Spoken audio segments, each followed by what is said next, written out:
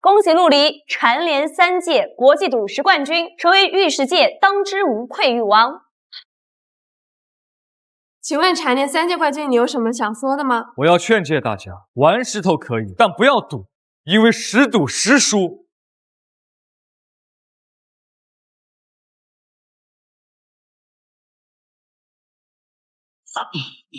这是国际斗士大赛，从头到尾都是一场骗局，是4大家族精心设计的陷阱。天皮死鸟，就是天皮死鸟。赌石不过是4大家族圈钱的游戏，你们想靠赌石暴富，却不知道这石头早已暗中标好了价格。我宣布，从今天起，我陆离退出赌世界，退出赌世界，退出赌世界，这什么情况？不是。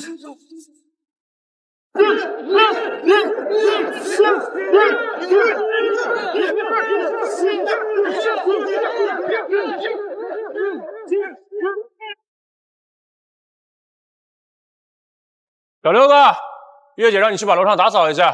好。出事了！大麻坛半山半水时，黄雾甚红，皮下3寸剑，积雪粉大涨。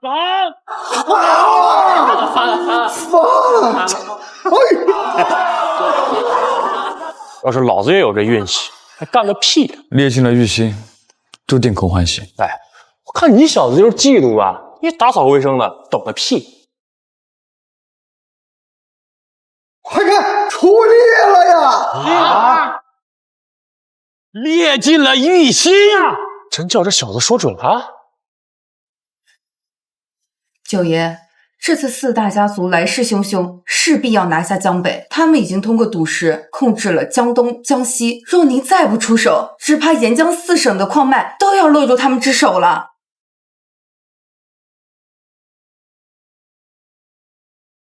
江北的矿脉90%都在你马班手中，4大家族的目标也是你梨园阁。老夫老了，不想再参与你们的恩怨之中。九爷，可您是江北的话事人，这江北4帮26派可全仰仗着您呢，难道您就不管了？那都是你们的事，老夫只想过几天清静日子。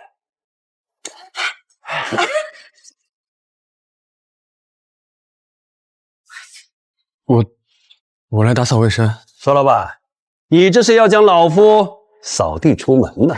不是，这不好了，月姐，有人来砸场子。什么人？他说他叫鬼眼七。赌石七邪，鬼眼七。看来这次4大家族没打算给我们留活路。怎么办呀，月姐？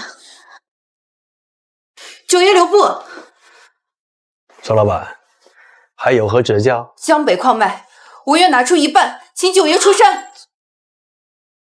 月姐，这不必多说，若不谈情义，便谈买卖，不知九爷可否接下？既然苏老板这么有诚意，今天老夫就保证梨园阁平安无事。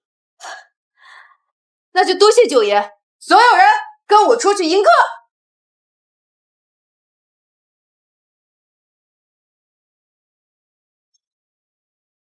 哼，这人谁呀？搞这么大阵仗！哎呀，他你都不认识啊？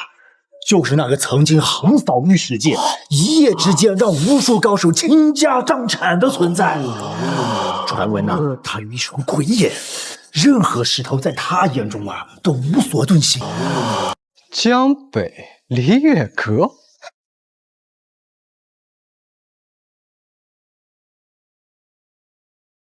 苏老板，别来无恙啊！鬼眼七，当初你弄虚作假被赶出江北，没想到现在你还敢回来。你师父就是这么教你的，论辈分，你也应该叫我一声师叔啊！你早已被逐出江北，我马帮没有你这个人，你更不配让我叫你师叔。若不是当年你师父假清高，我会受得这般苦。不过也要感谢你的师父，有了他，我才会投靠4大家族。我今日前来，便是来拿回我丢的东西。4大家族。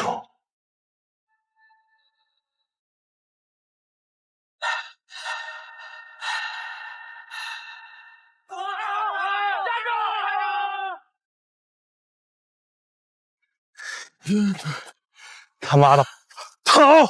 得罪了4大家族的人还想全身而退，滚蛋！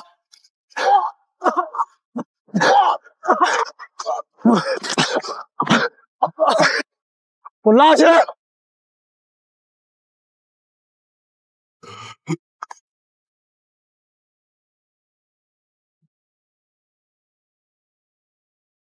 江北没有你的东西。你说了可不算。今日之后，我要让这江北改名换姓。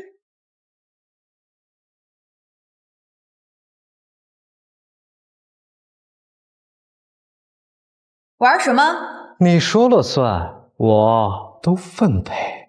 好，那就按规矩，3局2胜，赌开料，蒙头料，谁开出的料子质地好，算谁赢。没问题。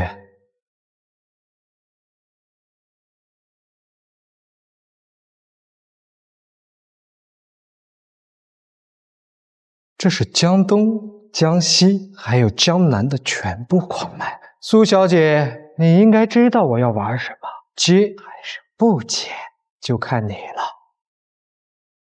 我还有选择的余地吗？不接，我便以10倍的价格开辟这生死局，到时候可就由不得你了。至于输了的代价，想必不用我提醒你吧？好，我接。你这把有什么人？一起上吧，别说我欺负你们。好大的口气啊！依老夫看，应该一起上的是你们。这位是谁呀？居然这样和鬼眼七叫九爷，你都不知道？他可是江北最厉害的千里眼，一双眼睛看石头啊，是从无遗漏。什么江北九爷？你就是李月阁请来的帮手吧？也不怎么样吧。苏老板，我还以为你今天会请个至少能打的，没想到就请这么一个糙老头子。看来你李月阁也是没人了呀！好狂妄的口气！老夫今天就让你知道什么叫做有来无回。既然你活够了，那也别3局2胜了，我们就1局定输赢。对了，你不是什么千里眼吗？再加上那双眼睛，你敢不敢跟1局定输赢，这可是开了生死局啊！这鬼眼七竟然这么大的口气啊！嗨，你懂什么？鬼眼七啊，可是在东南亚玉石大会上连续开出过7块极品翡翠，震惊了玉石界的。千里眼对上了鬼眼七，今天注定是一场腥风血雨啊！可不是嘛？怎么怕了？不敢就别在爷爷面前放肆！什么千里眼？我看啊，就是丢人现眼！数字儿看，老夫就跟你赌！九爷，别着了他的道，他就是故意激怒你。吴老板不必多言，今天已经不是你李月阁跟他的恩怨，他这么猖狂羞辱的不仅是老夫，还是整个江北的脸面。老夫今天就跟你斗到底！既然如此，苏老板你怎么说？他可是你请来的人，若你不跟，这后果可就他一个人来承担了。既然九爷要赌，好，我李月阁奉陪到底。此人不简单，月姐要想清楚。我别无选择。既然苏老板接了，那么我也就不客气。来人，上原石！是。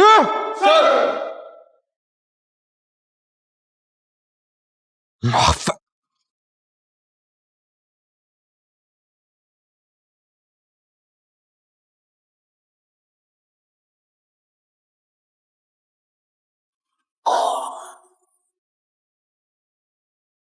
缅国刚到的闷头料，你也别说我欺负你，让你先选。慢！怎么想反悔啊？你的东西我可不敢相信。按照规矩，我先检查一遍。请便。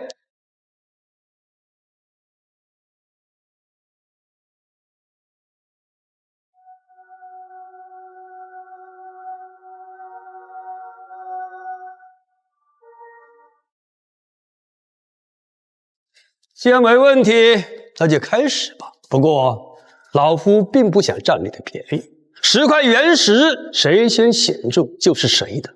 起。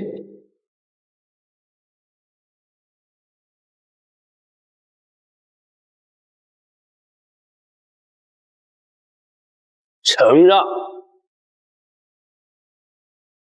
莫西沙的老橡皮，脱沙卫见苍蝇翅，顶级玻璃种满绿。老东西，你有点眼力见呀！这10块料里，只有这一块等级最高，现在已经到了我的手里。年轻人，技不如人，就得认。老东西，你别嚣张。年轻人，别为了说大话，断了自己的后路。后路？到底断了谁的后路也不一定。今天我就让你跪下来求我。我选这块儿。我选这块儿。怕赶老坑，高冰种飘花，底色还不错，无限接近玻璃种。只可惜啊，这速度和眼力见太慢。现在最好的货在我这里，我看你拿什么赢？是不是好货还没开，怎么知道？不过你要是跪下来求我，我倒是可以给你一次重新选择的机会。既然你不知天高地厚，那今天我就让你知道什么叫后悔。你把我这个原石拿到解释器上去。愣着干什么？九爷叫你呢。小六子，你怎么了？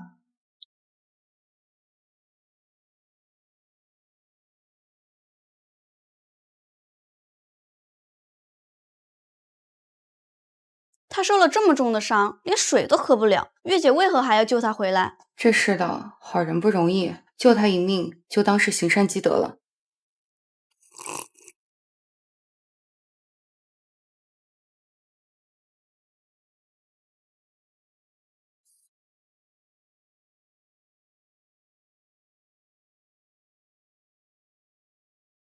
你哪里不舒服啊？这块石头不能选，这块石头不能选。怎么回事啊？哎呀，你说什么？这块石头不能选，选了必输。有点眼力见，什么江北九爷还千里眼，还不如一个扫地的呢。老眼昏花了，就回家养老去吧。苏老板，你什么意思啊？你要是不愿意送那一本承诺，你可以直说啊，用不着用这种方法来羞辱老夫。我说这石头有问题，岂有此理！你这是在质疑老夫？我玩石头玩了几10年，还是第一次被黄毛小人羞辱。既然如此，那老夫就告辞了，不耽误你们。哎，九爷，你消消气，别跟底下人一般见识。你们梨园阁本事可真大呀，一个下人都敢随便说话。我就事论事而已。这华而不实的东西最容易迷人眼。华而不实，你好大的口气啊！里面梨园阁有如此本事大的人，那你大致说说，哪块能赢？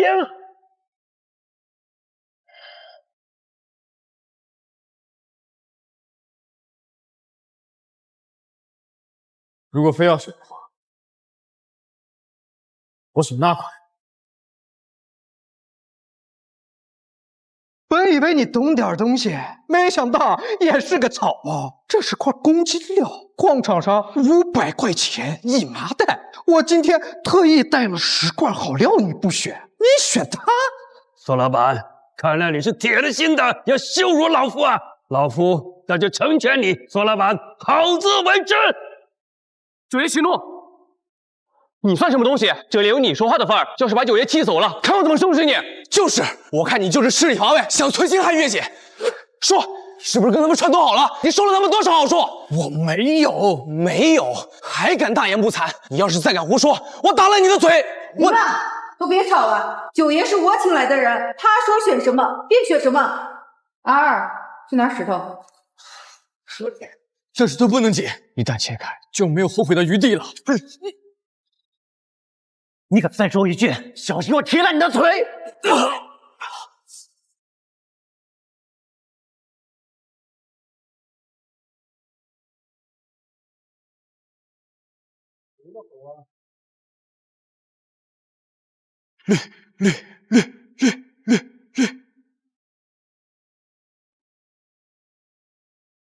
顶级玻璃种。哎呀，满绿啊！果然是满绿啊，还是顶级的玻璃种啊！就是啊！看到没有，月底差点被你害死了。要不是你，我们怎么会又多丢1成的矿脉？你这个叛徒，都会再来收拾你。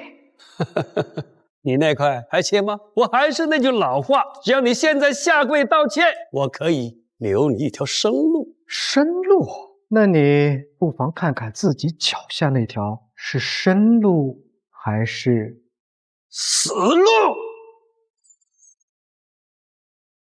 还有啊，水墨共识，怎么回事？我的石头，这怎么可能？这怎么？这怎么可能？看清楚了吗，老东西？水墨共生，你那就是一块不值钱的废料，还什么千里眼？我看你就是浪得虚名。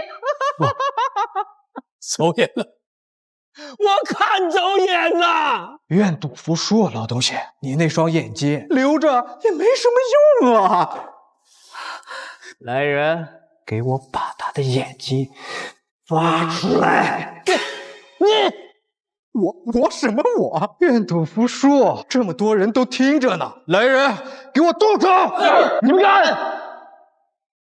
苏老板，你这是要坏了规矩啊！鬼眼七，得饶人处且饶人，这是我们之间的恩怨。饶？当初你师傅废了我这右手的时候，又把我赶出江北的时候，你怎么不说饶？那是你自己做错了事，所以今天你们输了，这后果就该由你们来承担。对了，我倒是有一个办法。什么办法？今天晚上你来我的房间，我就告诉你。怎么不愿意？那么苏老板，你就好好看着我是怎么砸了这璃月阁，再怎么挖了这老头的眼睛的。动手！是你。好，我答应你。等一下！哎呀，你闭嘴吧！你还嫌不够乱吗？你非要把月姐逼死你才甘心吗？你的石头还没有解，既然如此，这就还没有结果。我们不如玩个局上局如何？局上局？就凭你也跟我玩？敢不敢？我看你是疯了吧！小子，你问我敢不敢？你怕是不知道“死”这个字怎么写吧？看见了吗？那老头的眼睛我还没挖呢，怎么玩？我有的都可以。你就一条贱命，你也配？小六子，你别闹了。璃月阁输了，我愿赌服输，但这件事和你们没关系，我不会让他动你们。月姐，相信我，你救过我，我说过会报答。你这算哪门子报答？分明就是恩将仇报，一而再再而三的拖累月姐，分明就是找死！娃儿，够了，现在不是起内讧的时候，况且这件事也不怪小六子。够了，别废话了。苏老板，到底是你自己认输的，还是要我们动手？我说了，我跟你赌，我看你找死！够了，马帮的控制权，再加上我，够不够？月姐，不可！是啊，月姐，马帮经营了这么多年，好不容易有了今天，可是你，还有小六子他什么都不懂，就算他没有被收买，也不能由他胡来呀！我看你和他们就是一伙的，打死你这个叛徒范夜郎！我够了，马帮的事我自有抉择。今日不管发生什么样的后果，我苏清月一力承担。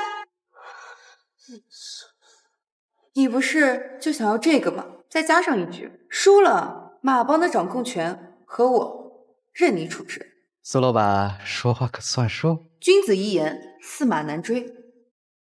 好，那我便再给你们一次重新选择的机会。苏老板，你可要把握住了。月姐，我不会挑，你去选块石头。别怕，我相信你。好，这一次我帮你赢。还是那块解石。看来你真是不到黄河不死心呀，非要自己寻死。小子，我早就告诉过你了，那是块废料。相信我，就那块。好，解石吧。不知天高地厚，把我那块也一起解了。我今天就让你们死个明白。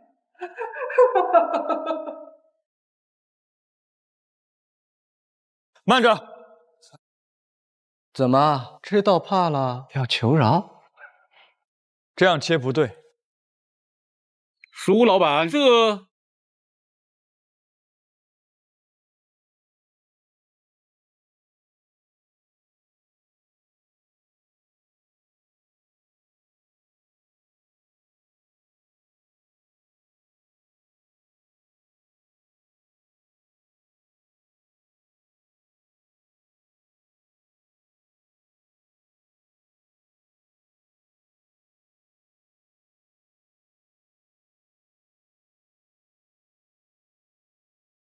这是什么呀？这不就是一块普通的石头吗？啊，搞那么玄乎，老子都热血沸腾了。原以为是什么隐藏的高手，结果就是一个小垃圾。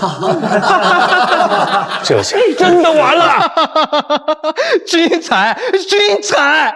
苏老板，这就是你寄予厚望的高手。我今天就要让你们输的心服口服。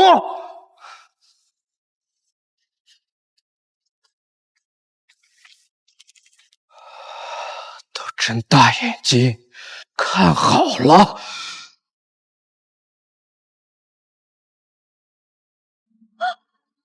哎呀，哎呦，嘿，果真是怕赶老坑，高品种飘花，玻璃种的底子啊！哇，这璃月阁是要输定了呀！谁让苏老板用人不当，竟然相信一个扫地废物说的话？就是啊，怎么样，苏老板，愿赌服输？那么今晚你就……你敢！苏老板，你这是打算不认账了？既然如此，那么就先把璃月阁的招牌给我拆了！是。谁敢动？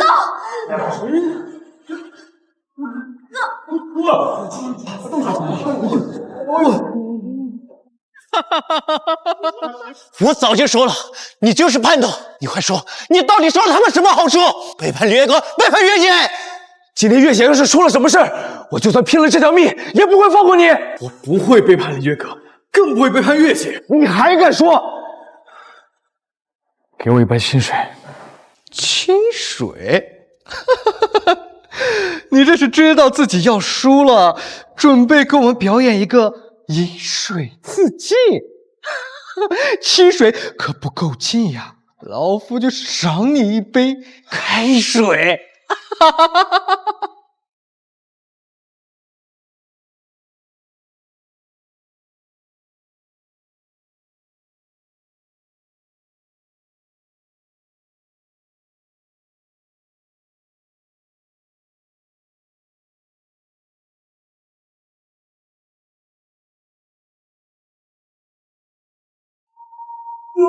陆洞主，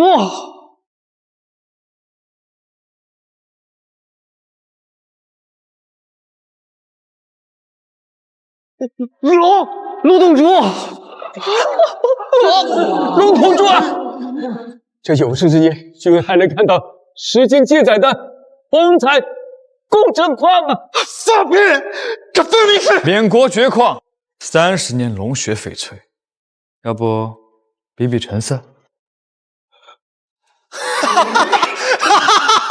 好啊！这块翡翠比玻璃种还要稀罕。没错，这质地，这种水，确实是百年难遇的龙吐珠啊！剑石录第37页，龙血翡翠，雨水花红啊！小侄子，是老朽有眼不识泰山。所以说是我们赢了吗？兄弟，对不住啊，我刚才错怪你了，没想到你才是真正的高手。哎，鬼眼七，愿赌服输，该你兑现承诺了。不可能，他分明是个扫地的垃圾，怎么可能开出这种极品？一定是你们弄虚作假。胜负已分，就算你毁掉这石头也没用。小子，你确定要跟我作对？从你决定以毒取势的那刻开始，就该知道后果。赌从来没有好下场。好，我可以认输，只不过不知道你有没有命看到我的下场。小心！那就看你有没有命看到我的下场。小心！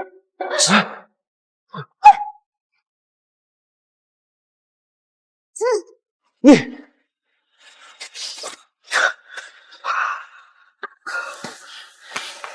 没事吧？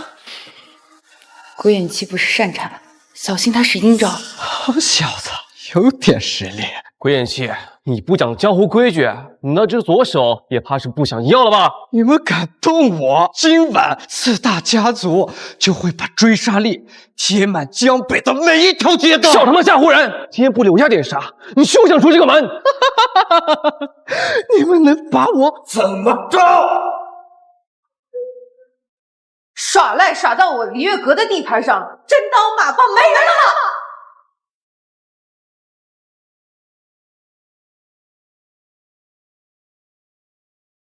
苏老板，看来你是早有准备呀，这是要铁了心跟4大家族作对。你们把我们往死路上逼，我们也没道理束手就擒。今日我把话放这儿，是愿赌服输，还是躺着出去？我璃月阁绝对不退让一步。还有我江北4帮26派奉陪到底。好得很！既然你们找死，那就别怪我不客气了。看看这是什么？尸骨仙，快闭气！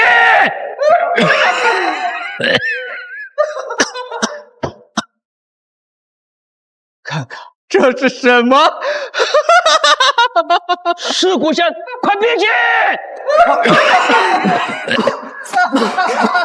矿脉我拿走了，你们的话我会带到。至于惹怒了4大家族，后果是不是你们承担得起的？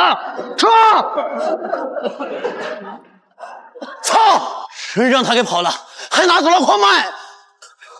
传我命令，召集所有兄弟，封锁城内所有路口，绝对不能让他把矿脉带着离开。不用了，江东3城的矿脉在这儿，他拿走的只是白纸。这什么时候？无影手，江湖失传的一种辨识摸石的方法。你到底是谁？只是碰巧罢了。我刚才就猜到他会拿走，所以先做了准备。丢了矿脉，以4大家族的性格，鬼眼七就算回去了，也没有好果子吃。鬼眼七比4大家族更了解江北，只怕他不会如此善罢甘休的。一群蠢货！江北迟早是我的囊中之物。啊！苏清月，你他妈竟然敢耍我！这局还没结束，你真以为有了矿脉就能控制住江北？那我就让你先自己斗。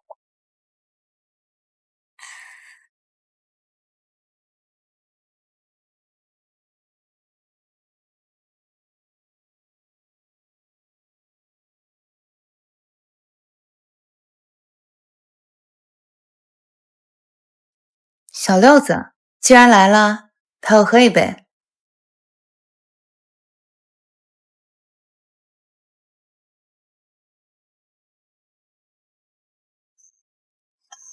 月姐有心事啊？今天九爷说，无影手已经失传20年了。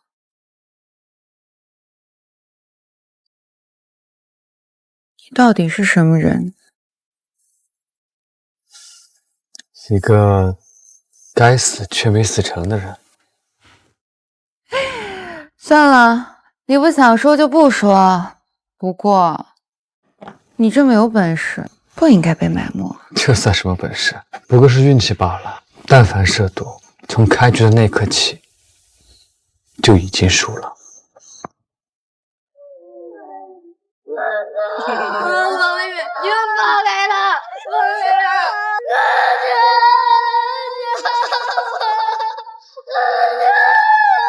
小蛋，小丽，你爸赌石成瘾，借钱不还。现在你的房子、你妈、你妹妹都是我的啦！走。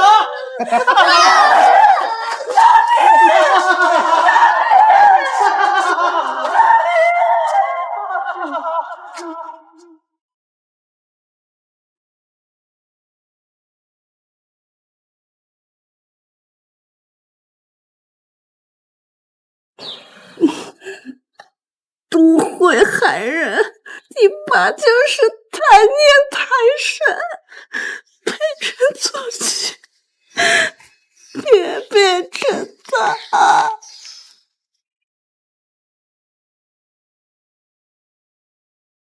那你为什么要学？反赌。我以为走到那个位置上去，再揭露真相，就会警醒世人。可这是个深坑，就算真相摆在人面前，也抵不过人贪欲。那你愿不愿意跟我一起啊？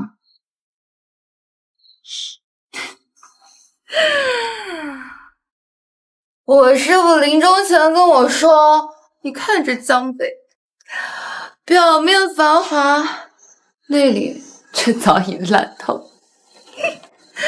所有人都想一夜暴富，可最终都是妻离子散，家破人亡。这条路很长，我需要你帮我。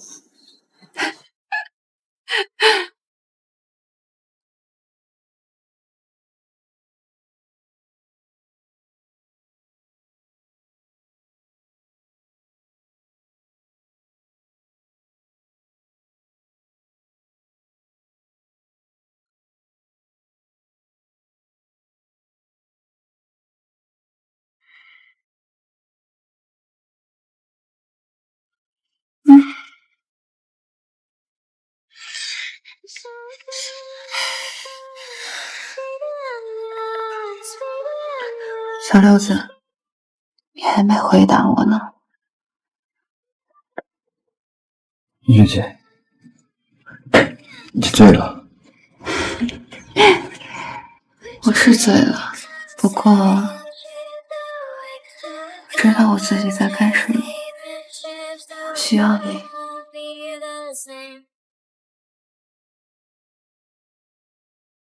月姐，不好了！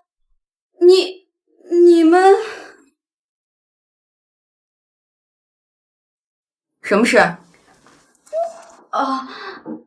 刚刚收到的消息，江北三帮联合说要重新分配矿脉，重选商会会长。什么时候？3天后，而且他们放出狠话，说我们璃月阁不配独占江北矿脉，这一次要公平竞争。公平？他们就是想趁4大商会虎视眈眈的时候，先咬下我一块肉。看来有人坐不住了。三帮联合背后一定有推手。不管是谁想动璃月阁，就得先过我这一关。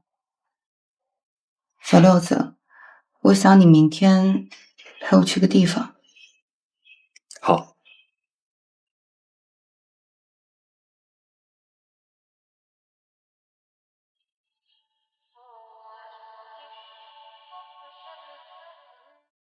你带我来这儿做什么？让你看看真正的江北是什么样子。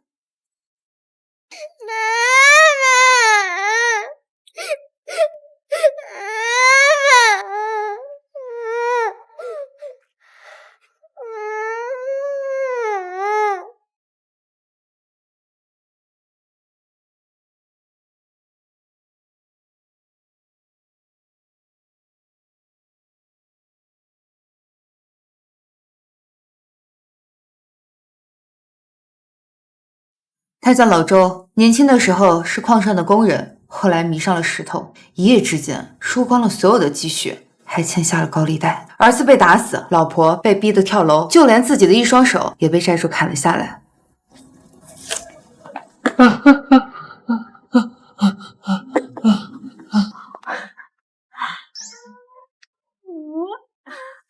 爸爸跳的真好，宝宝，你该睡觉了，妈妈带你睡觉觉好不好？他男人玩石头上瘾，输了房子家当还不够，还把他和女儿都卖给了债主。后来女儿死了，他也就疯了。宝宝，小宝宝，还我女儿，还我女儿！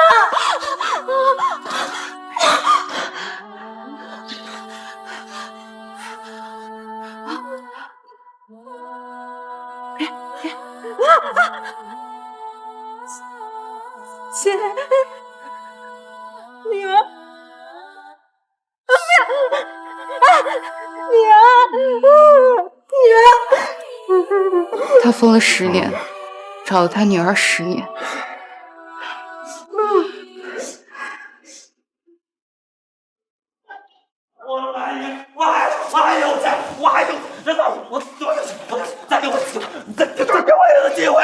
你他妈老婆都输光了，你他妈拿什么赢我？我改了，我改了，我改了，我改了，我改了，哎呦我操！我改了，哎呦！这些人明知道是死路，为什么还要玩？玩是最可怕的，不是输赢，而是希望。哪怕只有1/1000的可能能够翻身，他们也会押上一切。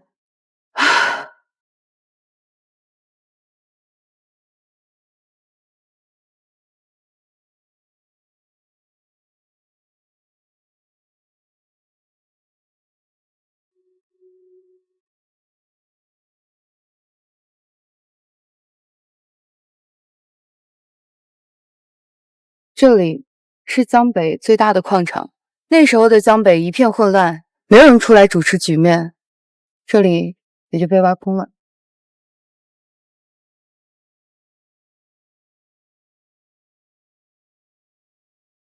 你看他像不像镜子？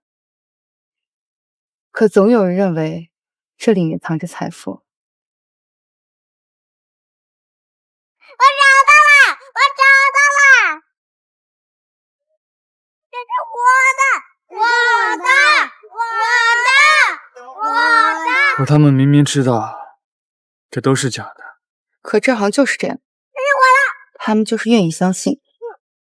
陆林，你知道我为什么不能把矿脉交出去吗？4大家族野心勃勃，他们不会管穷人的死活。我不想江北变成第2个石头城，矿脉一旦被垄断，穷人只能以命搏食，而富人靠吸他们的血发财。赌石永远不是出路，而是深渊。可靠我自己，我力量太薄弱了。我需要的是改变规则。这条路很长，我不会逼你，但我希望你能真正想清楚，3天之后要不要跟我一起？好，我跟你一起。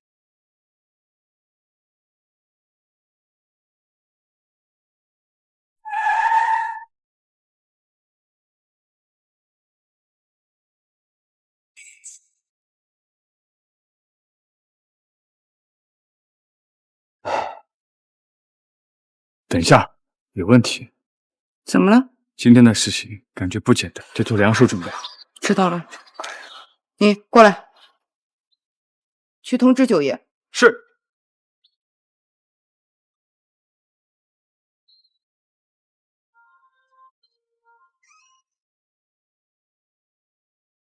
妈的，这帮孙子好大的阵仗，不知道吓唬谁呢。哼，待会儿就让他们知道这江北到底是谁说了算。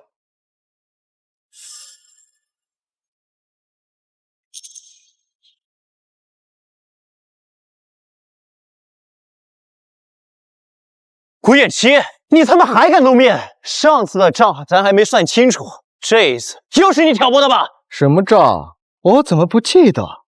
这次我是受他们邀请代表4大家族来为商会的重新选举做个见证。你这个缩头乌龟也配叫做见证？先把你欠的东西交出来！我欠你们什么？你们有证据吗？我今天就为李月阁、为月姐讨回个公道。阿大，是商会，不是你李月阁撒野的地方。三位老板，今日这是什么意思啊？苏老板，别紧张，我们的意思呢是江北沉寂已久，这江北的规矩该变一变。变？怎么变？江北4派，马帮为首，我们3派就只能靠你们马帮的脸色。凭什么？我们3派就只能靠你们马帮的脸色。凭什么？放你娘的屁！这矿脉是咱马帮一刀一枪打下来的，当年你们连口饭都吃不上，是谁给你们的活路啊？今日不同往日，我们3派早已无需仰人比心。你们马帮把持江北这么多年，难道还不够吗？没错，如今江北9成矿脉在马帮手里，我们3派不过喝些你们剩下的汤水，别给老子提什么恩，什么义。可你们想过没有？若不是我们在前面开路，只怕你们连汤都没得喝。之所以你们现在能够安稳地坐在这里，也全靠我在周旋。苏老板，别说的这么冠冕堂皇嘛。这江北的利益你们可全占了，你们能给的，我们4大家族能给；你们给不了的，我们4大家族呀也能给。所以你们投靠了4大家族？哎，话别说的这么难听，我们只不过是换个活法。叛徒，按照江北的规矩，背叛者死。怎么？为了这帮会会长之位，为了这几座矿脉，你们是要杀人夺权吗？杀人？没必要。我们都知道，江北一直以矿脉为生，那就按江北的规矩来。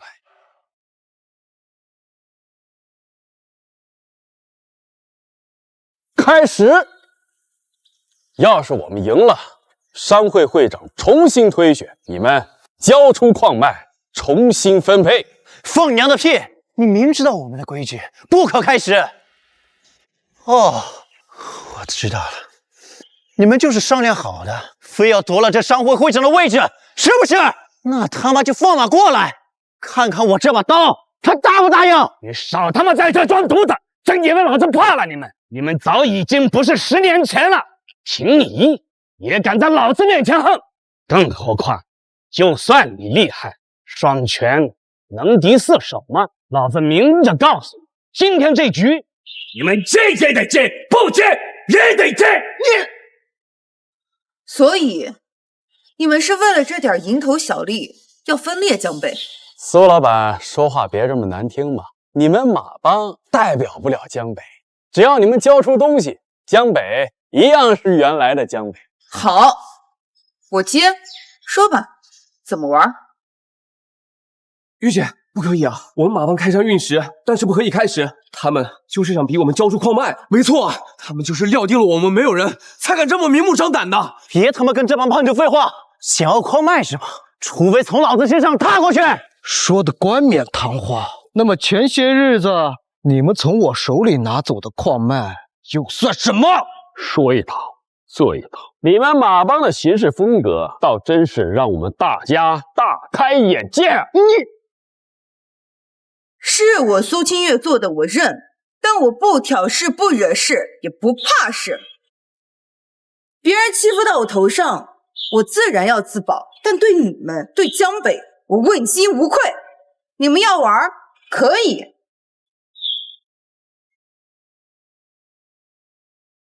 好啊！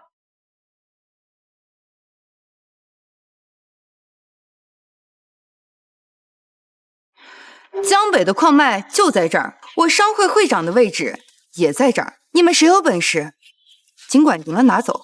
好啊！第一局我来跟你赌，就赌你会长的位置。你拿什么赌？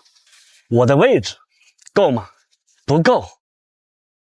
还有我们所有的矿脉，好，苏清月，你真是不自量力！你知不知道我请来的是什么人，就敢随便接下？今天我就要你倾家荡产！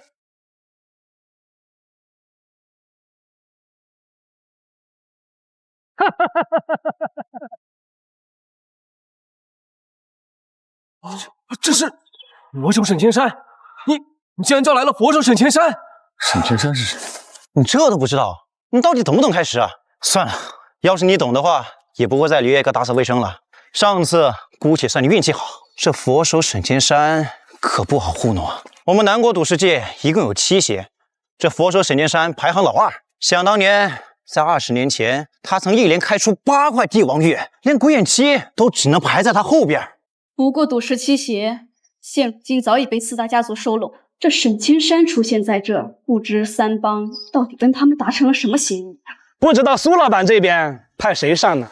月姐，我来吧。虽然我没开过石头，但厂子里那些门道我都见识过，谨慎一点，总有机会。还是让我来吧。我从小就跟着老帮主，没吃过猪肉，也见过猪跑。不行，让我来。我跟老帮主的时间最久，在石场上看过的、摸过的石头也成千上万了。我跟你们玩。自不量力！你就是上次赢了鬼眼七的那个小子？是我。小子，有本事是好事，但我劝你别太高调，枪打出头鸟。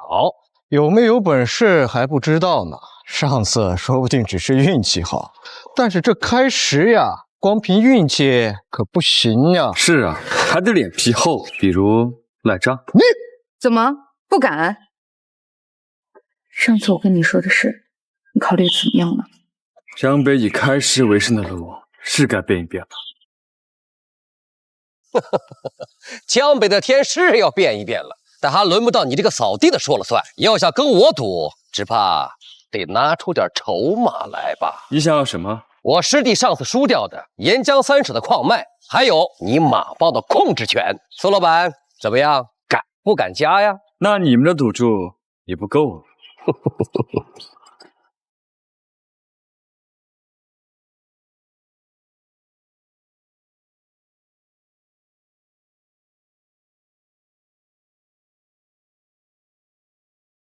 你若赢了，这些黄金就归你们。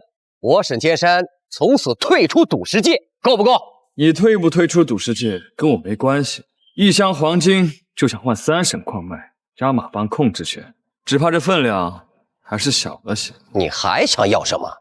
既然想要我商会会长的位置，那就拿出点诚意。你们3帮的位置，再加上你们手中所有的矿脉，这个是沿江3省。加上江北的矿脉，有本事赢了拿走。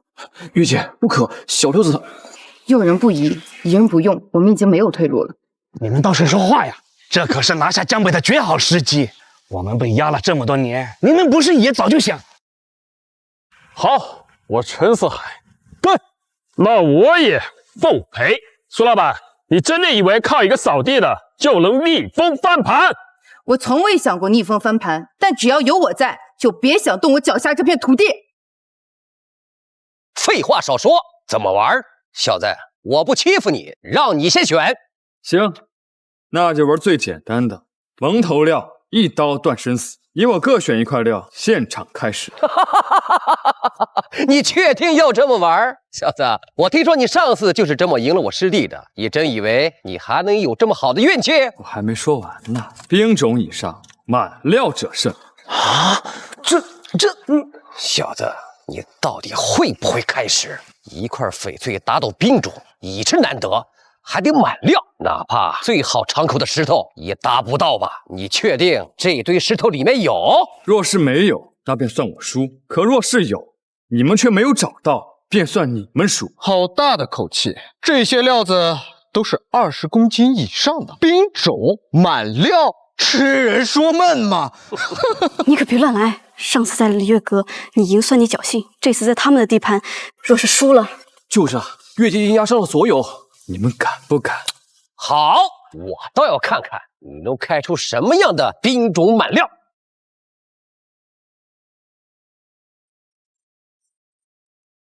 这就是传说中的悬丝顶石，不愧是7邪第2佛手，果真是大开眼界啊！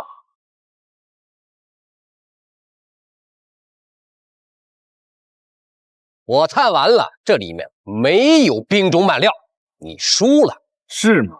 可我要是说有呢？若真有，我这只手免费送你。师兄，这小子有点邪门，当心着了他的道。放心，这一次他绝不可能赢。要认输了？就这块，开！哎呀！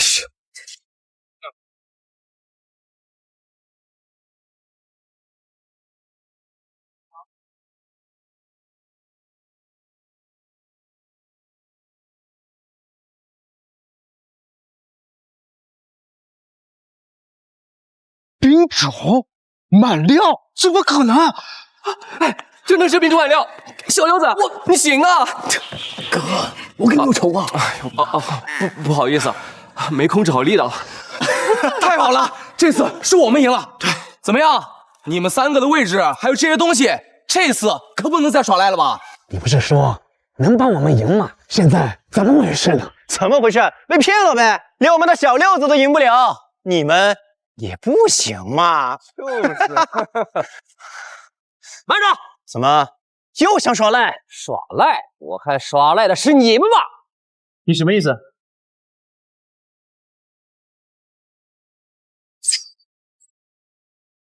你们再好好看看，这到底是不是翡翠？假的？苏老板，你这翡翠可是假货呀！这怎么可能？你们使诈！开市场上靠的是眼力，是本事，买定离手，这是规矩。苏老板，难道你想破坏规矩不成？你苏老板，这赌石场上本就真真假假，你自己没本事分辨真假，就莫怪他人。当初你们马帮不就是为此断了我这右手？如今在此栽了跟头，也算是报应了吧？太他妈不要脸了！老子跟你拼了！怎么？苏老板，文的不成，要来武的了吗？你可考虑清楚，一旦动了手，就不好收场了。好，我们认输。月姐不可，这是他们做的局，那些东西一旦落入他们之手，江北就彻底完了。江北人心不齐，迟早要完。弄虚作假，这就是你们想要的结果。这石头怎么会是假的呢？不是说好赢了他们就行了？这手法也太不光彩了点。光彩？你们3帮过河拆桥，趁人之危就光彩吗？既然想要赢，那赢的手段就并不重要。既然苏老板认输，那我沈某就不客气啦。石烈，收赌注，我们走。苏老板，那就承让啦。这才一局就想走了？怎么？听你的意思，还想再来一局？小六子，你别捣乱，你还嫌我们输的不够多吗？怎么，怂了？我承认你小子是有点眼力，不过也就那样。我不知道你是怎么骗了苏新月的，不过要不是因为他蠢，就凭你这点功夫，恐怕连赌桌都上不了吧？你拿什么跟我玩啊？你们不是想要江北的掌控权吗？江北除了矿脉、帮派，还有交易市场。有意思，苏老板，你的小跟班要拿交易市场来赌。黎月阁在江北有12座石头厂，12个翡翠交易市场，你舍得拿出来吗？够了，小六子，别再胡说了。矿脉和交易市场是马帮100年根基，我们已经输了矿脉了，绝对不能再输了交易市场。从一开始我就觉得有蹊跷，刚开始第1局的时候，你就一直在诱导月姐加注，你到底是哪边的？操！你他妈不会是他们安排的暗桩吧？我就说，你一个臭扫地的，怎么那么轻易的就赢了鬼眼七，还那么轻易的就拿到了严家3省的矿脉机器？老实说，你到底是什么人？月姐，你还信我吗？月姐不可。小六子原本就身份不明，如今这一桩桩一件件，太过可疑。就算他不是叛徒，说不定也是4大家族给咱们挖的坑。要是咱们往里面跳了，江北就真的完了。不如这样吧，刚才赢的我全下，除了3帮的控制权，再加上3帮的交易市场，我们再开一局。沈岩，咱们当初可不是这么说的。交易市场可是我们最后的底气，万一怎么不相信我？这不是信不信的问题。我们知道您厉害，但我们只想拿到商会和矿脉的控制权。马帮给我们无怨无仇，也没有必要赶尽杀绝嘛。赌局已开，现在由得你说了算。这，先看看苏老板怎么说？去取我的印章。啊，月姐。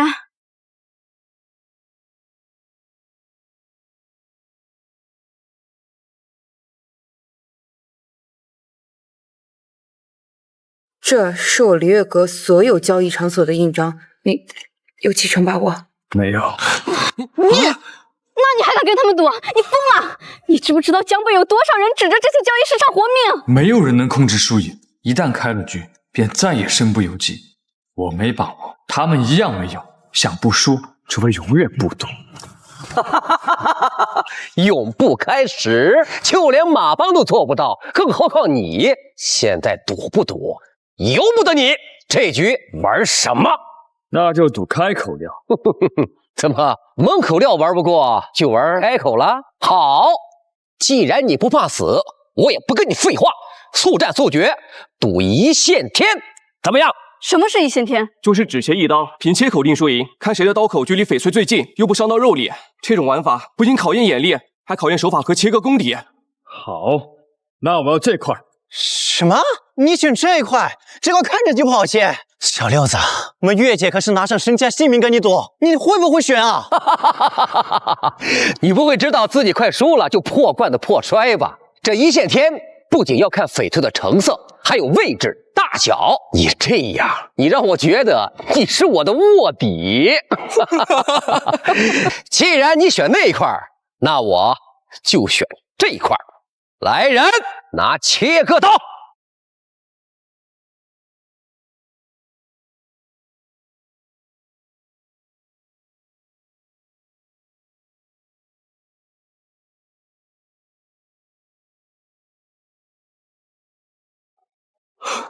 这切口平整匀称，误差不超过1毫米，这连机器都做不到啊！那我们岂不是输定了？该你了。如果你现在认输，跪下给我磕3个响头，再自断一臂，我到时候会考虑给你璃月阁一条活路，怎么样？不必了。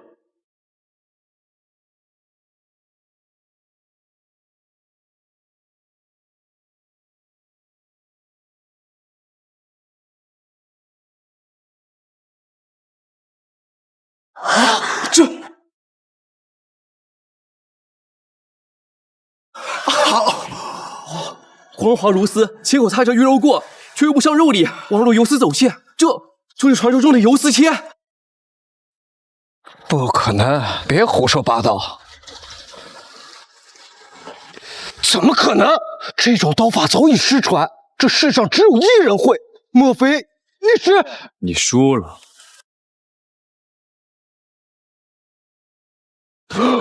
呀！你到底是谁？佛珠都断了，看来你们这道貌岸然，佛祖都看不下去了。这一下是真的赢了吧？不会再冒出个什么假货吧？这些东西我们就全收下了。真收啊？那我可就不客气啦。你起开！哎呀，谢谢老板。哎，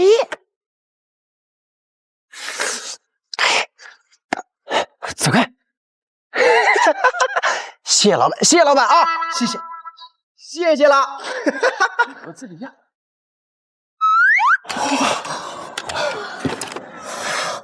发财了，发财了！对了，3位老板，你们的印章呢？交出来吧！真输了，我早说得饶人处且饶人，这下可全完了。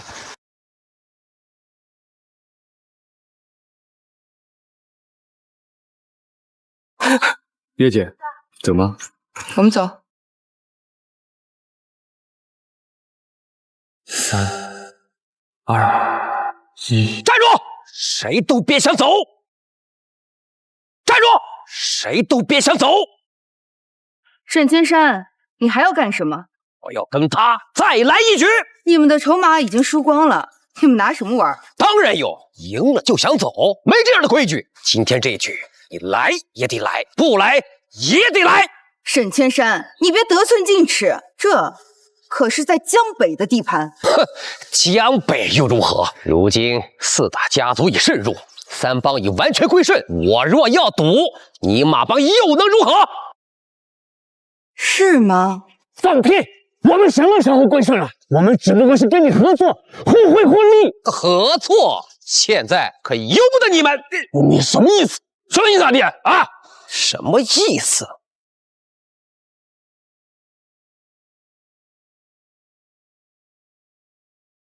这意思就是江北的规矩今天由我说了算，这局你们必须得开。啥也别说了呀，明显了我们是被算计的呀。现在我们和他们是绑在同一条绳上的蚂蚱，这局要是不赢，谁也别想全身而退呀！卑鄙！是你们蠢，是玩还是鱼死网破？苏老板，你来选。你们的筹码全在我这儿，就连你们三帮的控制权也已经全部输给了我。你拿什么和我赌？江北三省所有的交易市场，还有我的命。师兄不可，沿江三省的交易市场可是四大家族的根基，如果输，我这辈子就从来没输过。刚才那刀是运气，这次我要你们手中所有的筹码，还有你的命。却这样玩命，所有输的都以为是运气，以为下一把就能翻盘，但只要上了桌，就永远没有最后一局，除非倾家荡产，尸骨无存。你少吓唬老子！今天我要跟你玩蒙眼辨识，谁都不许看，只许用手摸，10秒钟之内要辨出鱼料种水、质地、敞口，多者胜。不可，摸石断玉是沈千山的绝活，他当年靠着蒙眼辨识打败了缅国的10大高手。到底敢不敢？谁先？小六子，江北的路还很长，想要改革总要冒险。玉姐，相信我。小心点，姐就在你身后，不要让自己陷入危险。点头，不知天高地厚的东西，今天就让你们好好见识一下什么是真正的佛手。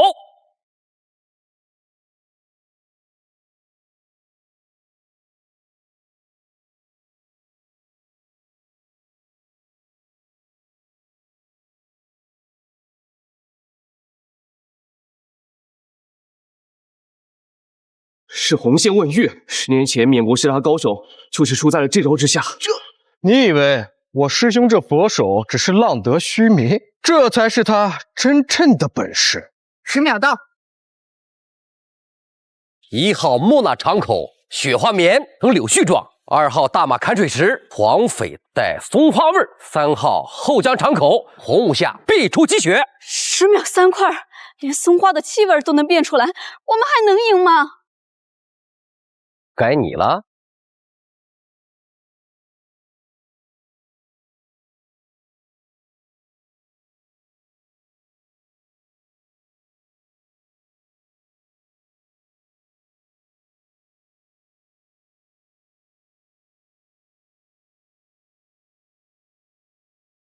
兄弟，消下气。龟爷，你耍手段什么意思啊？哎呦，不小心手滑了嘛！哎，开个玩笑，这不也没出事吗？着什么急嘛？你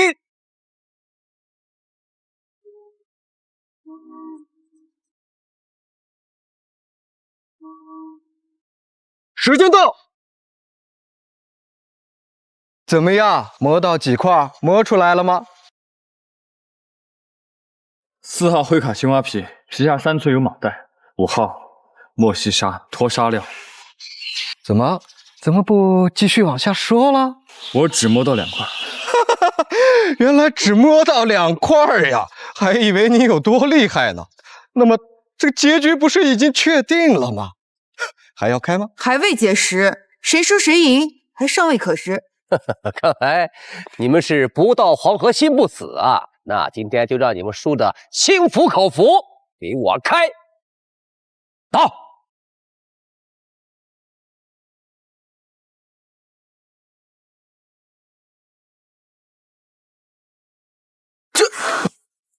木纳雪花棉，大马砍水石，后将击雪匪，全中！这下你们怎么赢？你那2块还用看吗？不用了，就算全中也还少1块。啊，这是自己要认输了？我师兄佛手当年在缅国连战18加10场，就凭你也想跟他斗？现在该兑现你的承诺了，拿命来！苏老板，你这是抵赖！桌上东西你们都可以拿走，但人我要带走。苏老板，这是心疼了。可惜晚了，这小子敢猖狂到我面前，今天要么他死，要么你们所有人给他陪葬。沈千山，我劝你不要欺人太甚。那又如何？苏老板，难不成会为了一个小小的扫地的，放弃了整个马帮的人吗？于姐，你带小六子和其他人先走。今天我来善后，就算和他们拼上性命，我要杀出一条血路。我跟你一起，还有我也跟你们一起。既然你是离月阁的人，不管怎么说，我们都不会丢下你的。现在我算是看出来了，今天这场局是他们早就设好的，不管结果如何，他们都不会轻易放过我们。既然如此，不如和他们拼了！没错，就算他们人多，我手里这把刀也不是吃素的。拼？拿什么拼？4大家族想要江北，你们若早点识趣，也不会落得今天这般下场呀！愿赌服输，这是你说的。今天这小子的命我要定了。是吗？愿赌服输。那我要是说你们今天赢不了呢？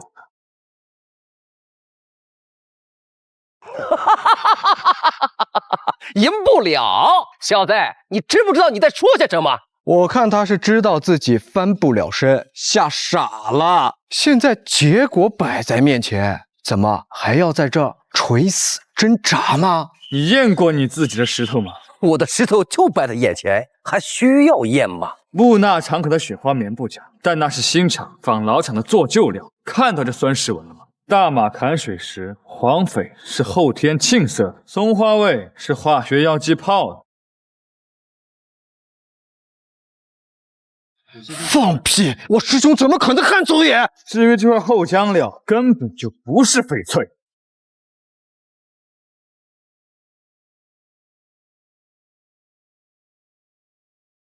不可能！我明明探出我的红线问月从未失手过，怎么可能？你耍诈！市场上买定离手可是你自己说的，而且今天桌面上这些料子都是你们自己准备的，你少在那里含血喷人！没错，你哪只眼睛看到我们耍诈了？我们又不像你卑鄙无耻！不可能！终日打雁，反被雁啄了眼，赌永远不会有好下场。你们自己耍诈弄虚作假，最终会报应到自己身上。沈千山，你认输吗？就算我输了，你们凭什么认为你们今天可以顺利的离开这里？不行，老子实在是看不下去了。沈千山，你实在是欺人太甚！4大家族想要吞并我江北，问过我们3帮的意见了吗？现在还要在我江北喊打喊杀，你真当我江北门神了吗？没错，开石可以，但是江北有江北的规矩，耍诈、弄虚作假，这都是下三滥的手段。我看你就没把我们放在眼里。把你们放在眼里？你们算个什么东西？几个蠢货！要不是看着你们还有点用，先留着你们，还真把自己当成东西了。既然话都说开了，我们也没有谈的必要了。我们知道4大家族的厉害，但是你别忘了，这是在江北，是我们的地盘。你们的地盘？那你们再好好看看。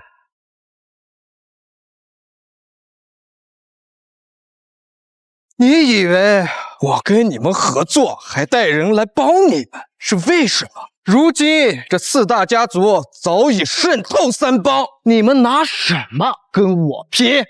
阿彪上！对不住了，帮主，4大家族给的实在是太多了。说，不自量力！老子待你亲如兄弟，兄弟不就是用来背叛的吗？你可以背叛马帮，我也可以背叛你啊！住手！你没事吧，赵老板？苏老板，是我赵天雄对不起你，是我听信了四大家族的鬼话，才酿成今天这个局面。对不起我吧，对不起江北父老。我也是被猪油蒙了心，才会看不出四大家族的狼子野心、与虎谋皮。我陈四海今天就跟你们拼了！我也拼了！现在知道后悔了，要不是你们引狼入室，会有如今这个下场吗？要怪就怪你们活该。苏老板，现在不是累了的时候，我们今天困在这里，必须要团结一心。如果走不出去，我们江北就真正完了呀！他说的没错。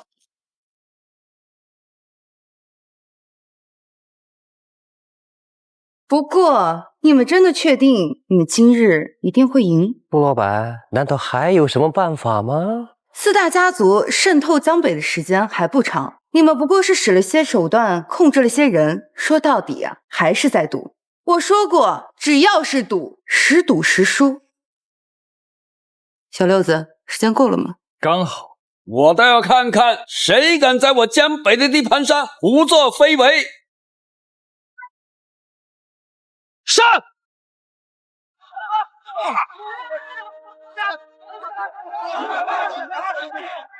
带走！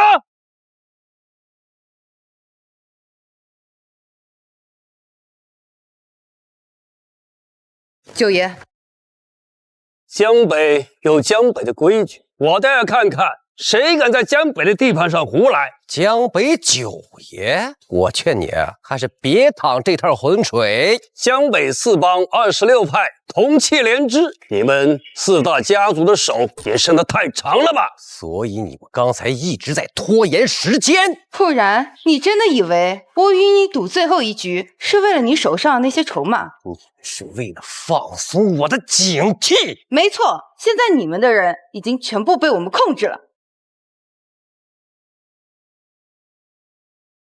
等一下，有问题。怎么了？今天的事情感觉不简单，得做两手准备。知道了。你过来，去通知九爷。是。赌局已输，沈千山，按照约定，你的命和他的一双眼睛该留下了。放屁！我倒要看看你们谁敢动我！你还真是卑鄙无耻！今天你这双眼睛我要定了。哎，阿大，撤！你们都给我等着！上次的账该清了。啊！我的眼睛，师弟，眼睛！今日之仇，来日必报！走！不用去了，他们会回来的。怎么说？赌徒都以为自己会赢，他们是，四大家族也是，不过是大赌小赌而已，但都是赌，这是必然的下场。江北不能再乱了，往后的路你们自己走稳了。苏小姐，我们江北的事回头再处理，你们自己的东西自己拿走吧。以后苏小姐有用得着的地方，随时开口。陈四海，肝脑涂地，我督酒绝不含糊。告辞。四大家族不会罢休，真正的风暴才刚刚开始。师兄，我的眼睛，我的眼睛！这一次算我们栽了，没想到江北这么难啃。但是我们丢了岩浆3省的矿脉和12个交易市场，四大家族是不会放过我们的。慌什么？那个扫地的有问题，有死切早就已经失传了。这几年只出现了一个人使用这招。你是说3年前失踪的那个？那个人当初在玉石大会亲手揭开四大家族的运作，打乱了四大家族的全盘计划。若真是他，那这件事就有意思了。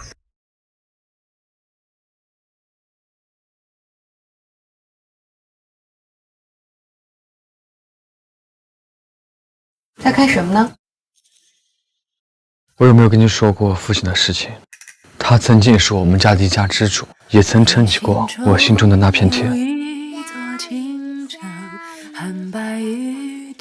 只是后来妹妹病重，他又丢了工作，被逼无奈之下，他进了余杭。一念之差呀！所以你想替他报仇？余杭里面没有输赢，每个人都要为自己的选择付出代价。那你恨他吗？我没资格，也没有立场。当时他也是为了那个家，也是为了妹妹，但是错了就是错了，他也付出了代价。都过去了。现在我只想找到妹妹，希望她还活着。你妹妹叫什么名字？我帮你找。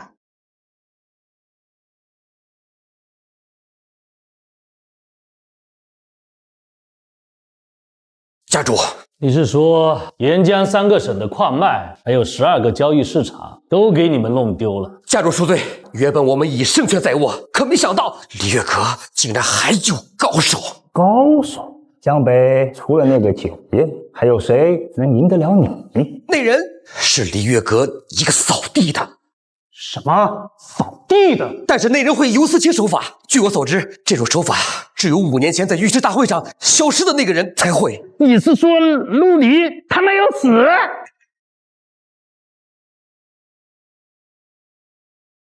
家主，玉玲珑，你来了。玉玲珑，家主急召我回来，是有何事？现在有一件麻烦事，需要你去处理一下。家主，请吩咐。你是我们4大家族培养的天才，10岁就能变摆石，15岁横扫东南亚石头场，同为失手。但现在江北成了我们掌控南国交易市场最难啃的骨头。江北不过是弹丸之地，让我去会会他们。很好，这2个蠢货不仅没拿下江北，还把江东、江西、江南3省一起给输了出去。这次就全靠你了。是。这2个家伙就没什么用了，把他拖出去吧。家主饶命啊！家主，这就是饶命！饶我一回！家主，饶命啊！离月阁有点意思。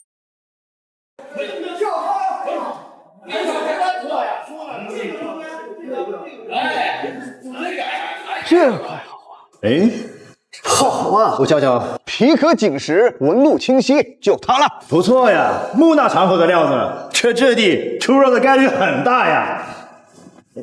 废料，小丫头片子，你开过石头没有啊？在这胡说八道！木纳场口的料没错，皮革做旧，但酸蚀纹都浮在表面。你买它，不如直接烧钱玩。你谁呀？在这指手画脚的？老子玩石头的时候，你还在那吃奶呢！像你这种棒槌，开的越多，输的越多。你小丫头片子，你是不是找打呀你？哎，算了！哎呀，你跟个黄毛丫头计较什么？这块石头你还要不要？不要我要啊！就这块，我今天非要开给他看看不可。师傅，给我开！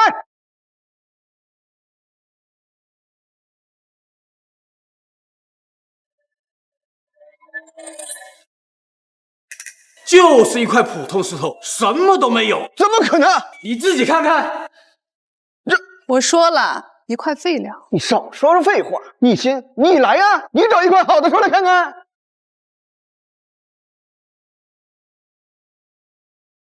就它。你在逗我吗？这石头皮壳粗糙，连脑袋都没有，这就是矿上白送的公斤料。莫西沙老坑，肉不多，但皮下3寸，糯冰飘花。小姑娘，你可莫说大话呀！这你要能猜中，我们厂子里这么多人，岂不白混这么多年了？你少听他吹牛逼，这要是能出率，我叫他奶奶。我可没你这么不争气的孙子。你要是没有出率，你把他这个石头给他吃下去行吗？没问题，开10吧。我看你是不见棺材不掉泪，给他开。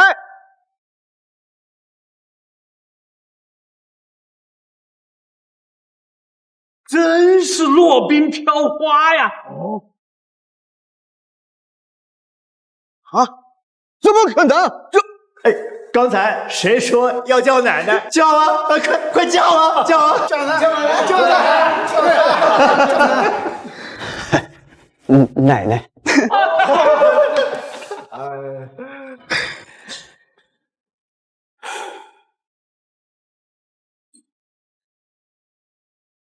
这块还有这块都给我开了。给他开。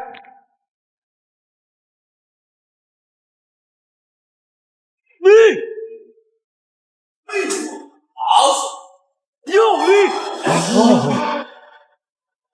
魂力啊！这3块满绿，这怎么可能啊？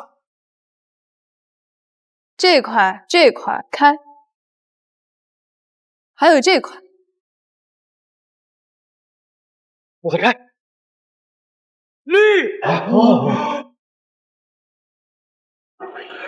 绿，都是绿。全中啊！大圣，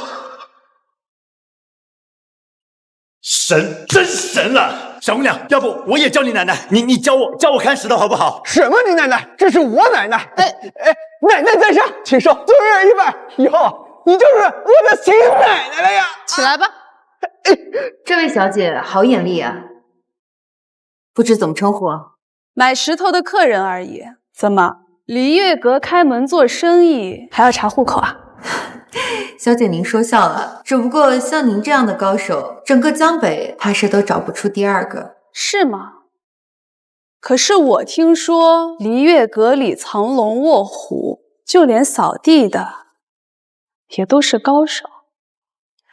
陆离，国际玉石大赛蝉联3届的总冠军，当之无愧的誉王。誉王5年前揭开大赛黑幕后，就再也没出现过。听风辨玉，4大家族精心培养出来的开石天才，如今真正帮4大家族掌管江东、江西、江南的掌权人。只可惜啊，现在3省矿脉都在苏老板手里，就连交易市场也被你们拿走了。是你们先觊觎江北的，我不过是顺水推舟罢了。好一个顺水推舟！苏老板野心不小，但是能不能拿稳3省的东西，还得看本事。半个月后，我会邀请4省名流在江东举办一场同盟宴，推选出4省共同的话事人。苏老板，你敢不敢来？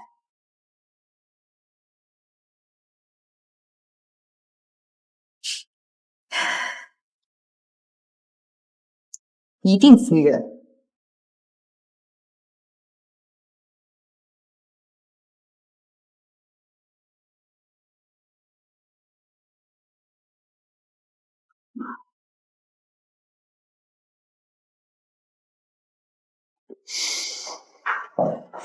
想必这次大家都已经知道了，半个月后是4大家族举办的同盟宴，3省名流聚集，这次是冲着整个江北来的。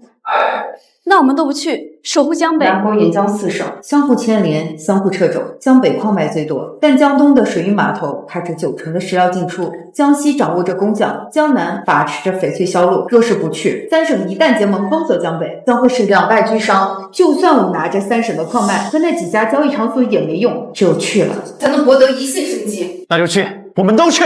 没错。沿江3省是4大家族进驻南国最大的根基。这次我们赢走了3省矿脉和交易市场，已经彻底惹怒了他们。若是再不谨慎些，只怕整个江北会彻底沦为附庸。那怎么办？我这条命是帮主救的，那就是月姐和马帮的。实在不行，我就带兄弟们杀到江东，剁了那帮狗杂碎。没错，他们实在是欺人太甚了。你们这样正中了他们的下怀。4大家族就是想让我们自乱阵脚。对，你们协助九爷守好江北。4大家族狡诈，谨防他们会趁虚而入。我也是这样想的。此次大会是公开举办，又是在他们的地盘上，我们去太多人也没用。只有让3省那些人心服口服，我们才能真正的掌握话语权。所以这次是危险，也是机会。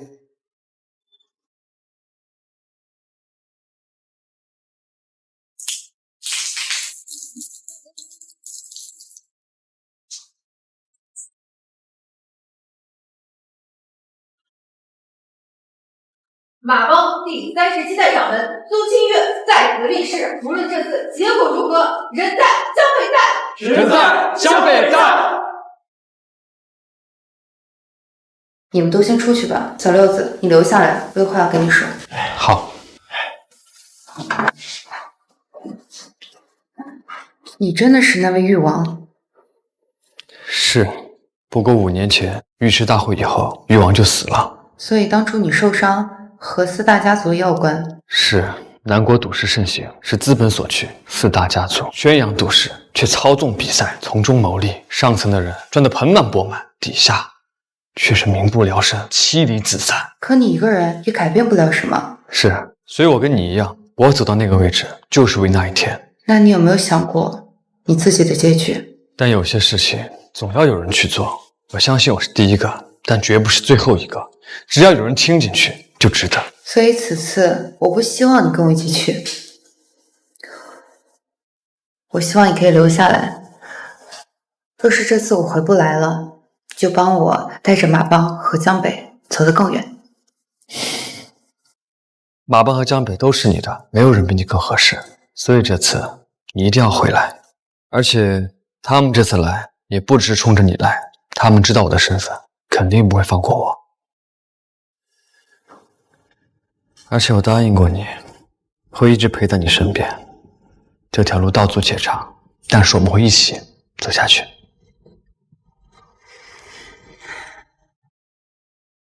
好。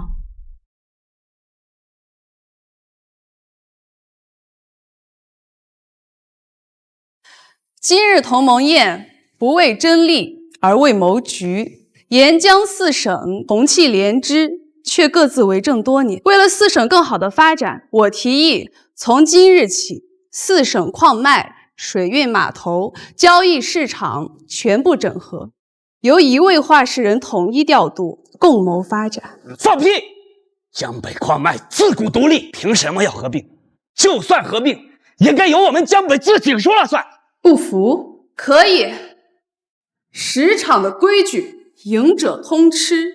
今日我就站在这里，谁有本事上来挑战，赢了我，规则由他定。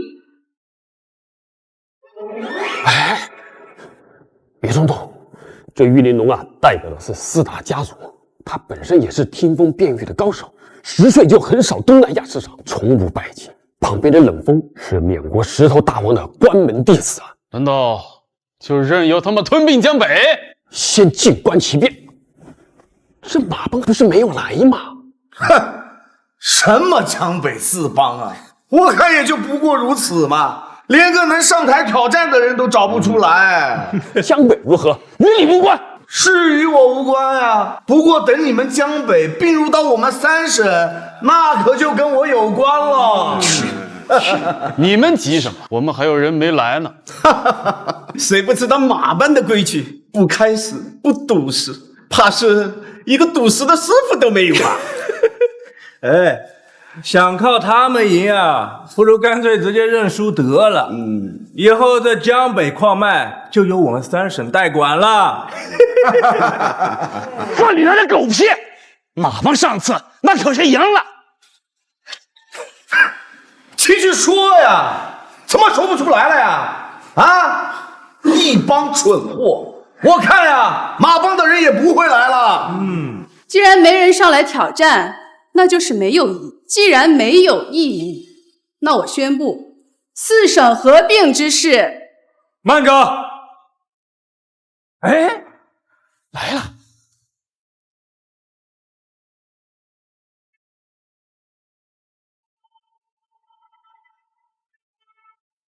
谁说马帮不敢来？苏老板，你终于来了，还带了一个帮手，看来你们是不同意合并了。江北的矿脉和发展，还轮不到各位指手画脚。马帮好大的口气呀！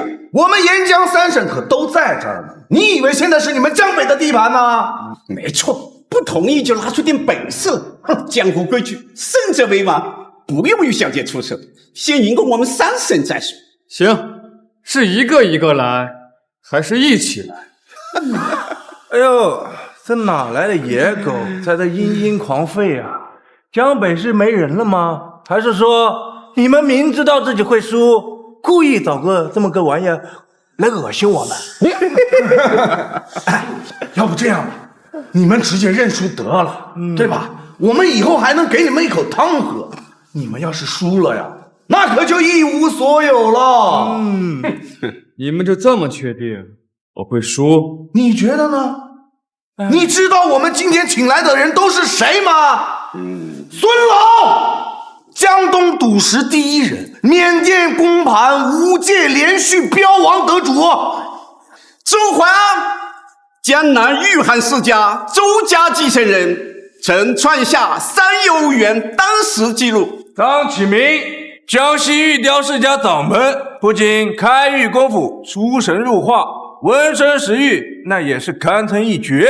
而你算个什么东西？那就一起来吧，节约时间。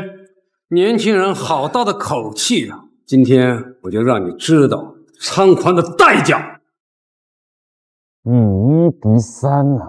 年轻人，你还是太自负了。这玉石场上比的不是人数，是眼力。哼，年轻人不知天高地厚，我纵横异世界40年，还没见过你这么狂的。怎么玩？辨识。规则很简单，10米的距离，4人同时辨识，分别写出石料的场口、种水、裂柳和预热位置，最准者胜。无论用什么方法都可以，但是不能靠近哟，也不能碰。10米，连这石头都看不清，怎么可能啊？那也不一定呀。孙老的观文断玉，周淮安的透光辨场，还有张启明的闻声听玉，哪一个不是绝技？这小子只怕是要完了。这难度也太大了，你有几分把握？现在开始吗？开始。老夫已有了答案，木讷老坑的雪花棉底高冰。孙老猜的没错，但是不是高冰啊，是帝王绿。我需要听声。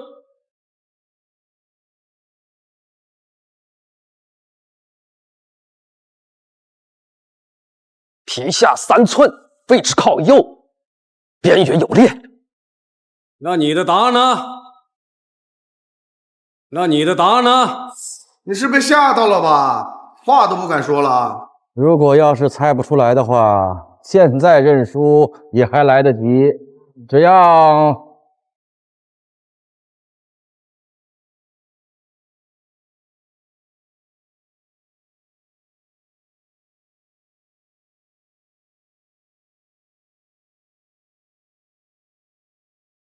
我写好了。这是什么意思啊？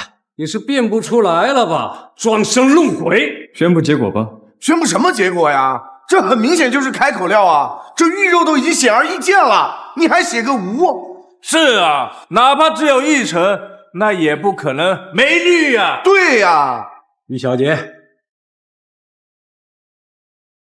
5，好一个5！没错，这次的石头的确没有肉啊！这怎么可能？这明显就有开口的绿啊！对呀，难道是我们眼花了？假的，胡扯！就算窗口有假，但上面的满带这松花，怎么可能不是翡翠？石包玉最常见的作假手法，只是我没想到已经做到这样。那还不是没有瞒过你，玉王陆离的眼睛。陆离，居然是他！你是18岁就连续3次蝉联国际玉石大赛，国际玉石排行0号，哪怕消失了5年，还是无人可以超越和代替呀。他就是玉王，所以这次的结果，陆离胜。陆离胜。真是玉王！哎呀，我这是见了玉王活人了！哎，你这黑虎帮的帮主要有点边界，哎，我也想。哎呀，我真是太激动了，真没把持住啊！精彩，不愧为玉王，连石包玉一眼就能看出来。不过这种小把戏，我10岁就会。他是缅国赌王的关门弟子远峰啊！听说他3岁就跟赌王学辨识，10岁曾1人单挑缅国赌石经版所有高手，无一败绩。去年公盘，他蒙眼辨识，连胜18节，创下赌石界最高纪录。真正的赌石不光是靠眼力，还有心性和定力。赌是需要创造奇迹的。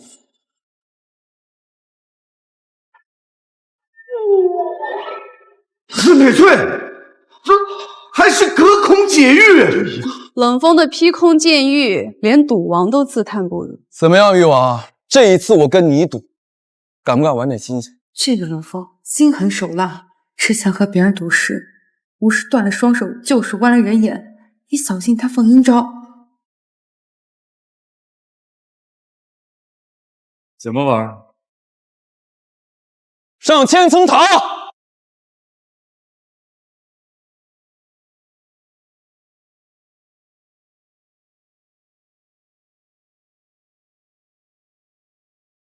此塔为9层，1层1石，90连几，最终以总价值定胜负。当然，要蒙着眼睛赌。蒙？这难度也太大了。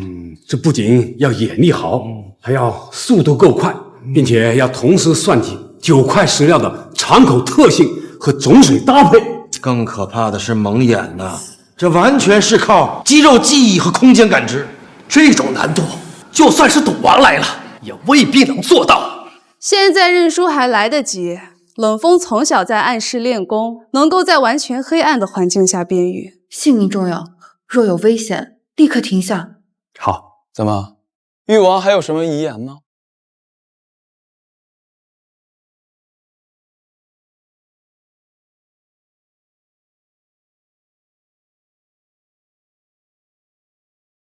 木纳敞口，雪花棉底，冰种，第1块。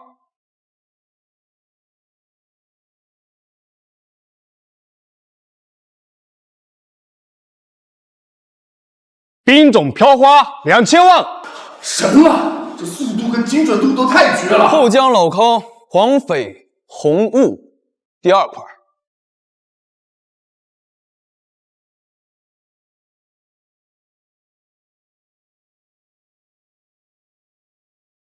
红黄参半朝阳翡8000万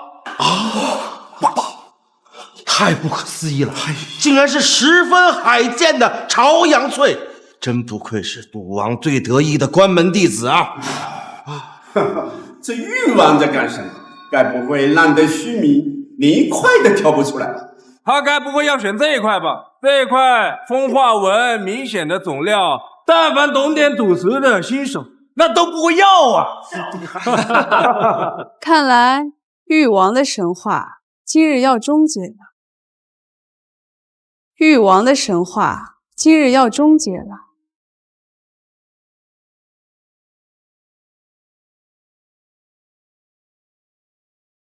莫西沙玻璃种无色翡翠，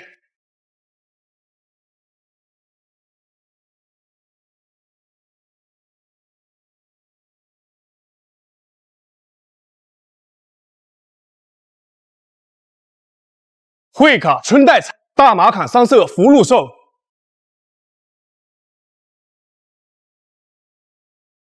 边缘有缺损的机型料，沾着泥浆的暗火。咱们誉王这是在垃圾堆里淘宝来。最后1块，顶级帝王绿，价值5个亿。哇！怎么样，誉王？你拿什么跟我比？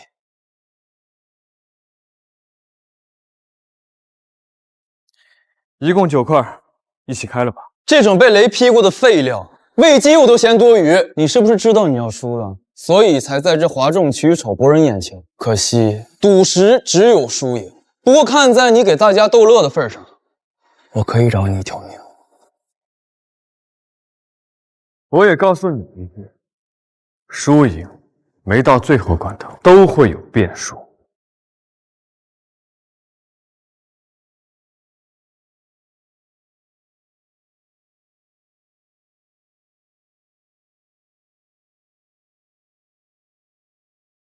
哼，暗淡无光，毫无色彩，连一块基本的糯种都没有找到。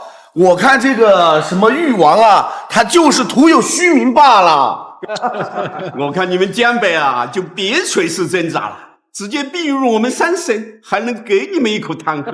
就是啊，别到最后怎么死的都不知道。没事的，尽力就好啊。没关系，还没结束呢。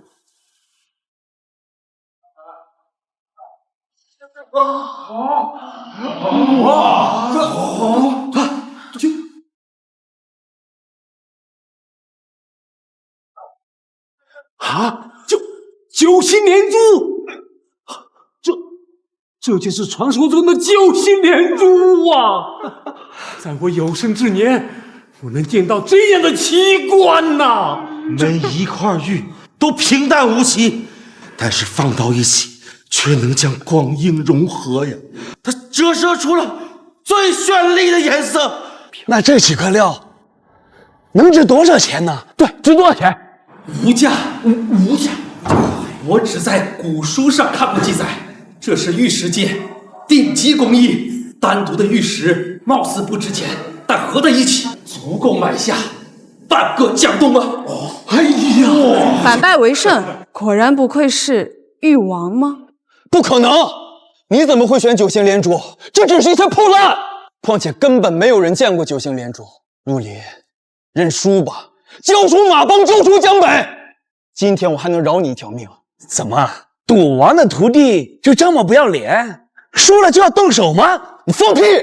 我看是你们作弊。今天我就让大家看看你们肮脏的手段。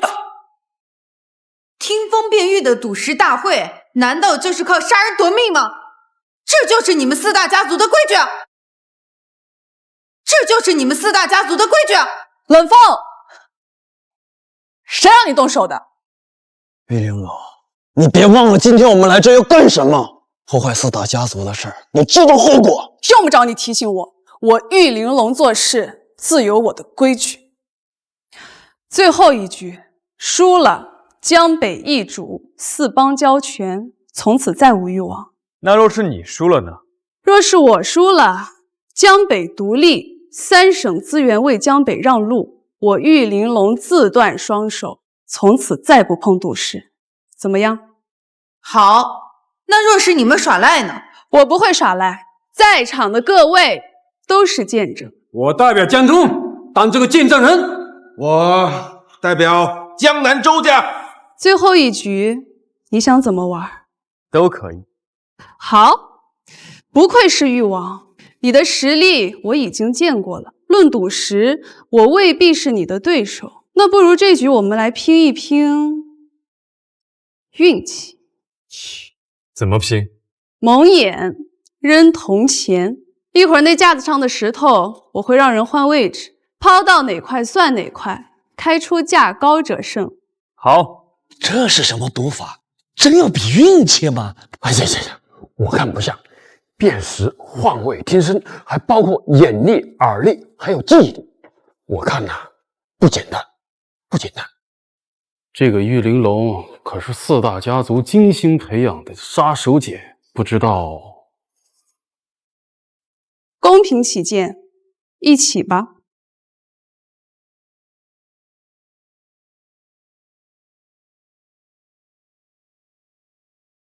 开始。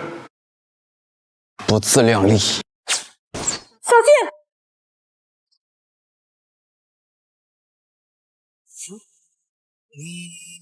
冷风，你什么意思？这么多人看着呢，竟敢使用暗器！赌王的徒弟，你就是学会了不要脸吧？你再说一遍！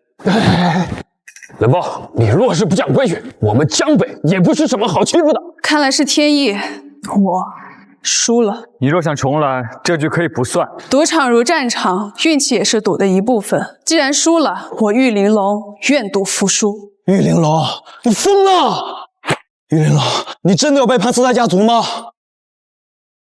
背叛？我玉玲珑行事，何须向你解释？今日这一局是我技不如人，但如果有人想趁机作乱，坏了规矩，我第一个不答应。规矩都是强者所写的，难道你要和这些垃圾论输赢吗？别忘了四大家族的命令。要是拿不下江北，少拿四大家族威胁我。今日之事，我自会去向几位家主解释清楚。好得很，玉玲珑，既然你执迷不悟，那只能我亲自动手了。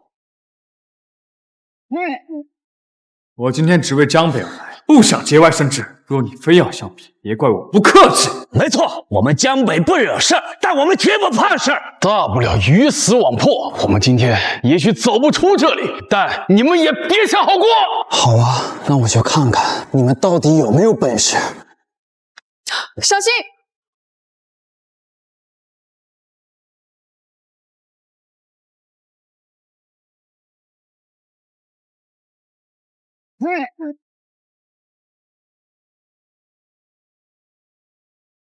你没事吧？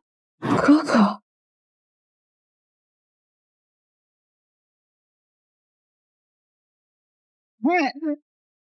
你没事吧？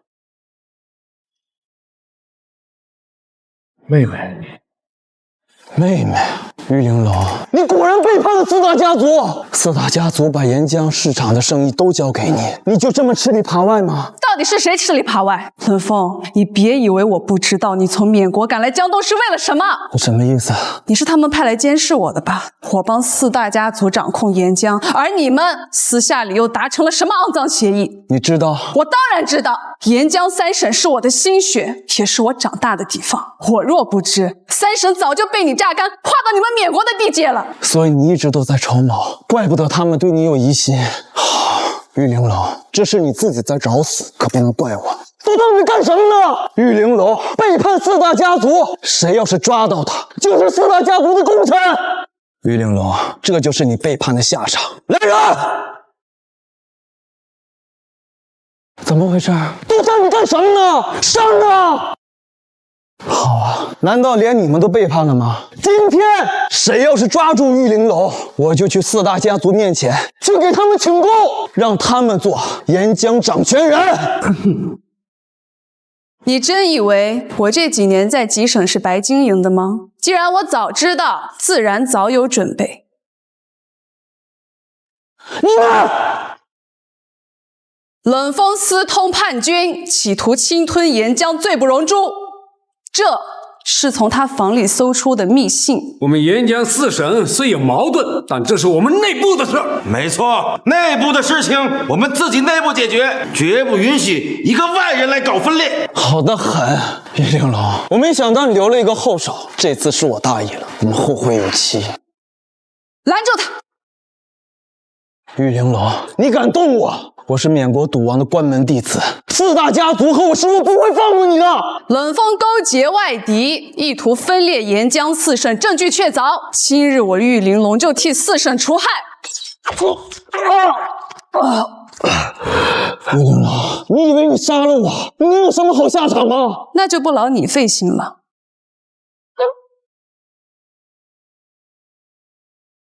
冷风勾结外敌，意图分裂沿江四省，今日已伏诛。若是四大家族问起来，我玉玲珑一人承担。玉小姐大义，我等佩服。冷风罪有应得。如果四大家族追究的话，我江南周家愿意作证。江西张家同样支持玉小姐。大家先回去吧，今日之事就到此为止。我玉玲珑在此，多谢诸位家主，以后我将与三省共同进退。我等与玉小姐马首是瞻。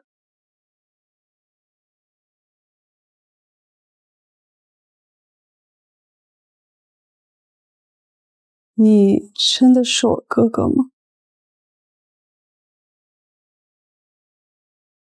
当年父亲赌石欠债，母亲跳楼，我被债主带走，辗转卖到了缅国，是四大家族的人救了我。他们救你，不过是为了培养一个听话的棋子。我知道，可是当时我没有选择，我只能拼命的学赌石，只有爬到高处，才有机会找你。我们一直在找你。哥，我们终于又见面了。现在不是伤感的时候，等风死了，四大家族不会善罢甘休的。你说的对，赌王那边一定会报复，但是现在沿江三省在我的手里，他们一时半会儿还动不了我们。是，我们应该整合沿江三省的资源，准备迎接更大的挑战。苏老板，江北愿意跟我们合作吗？当然，从今日起，沿江四省同气连枝。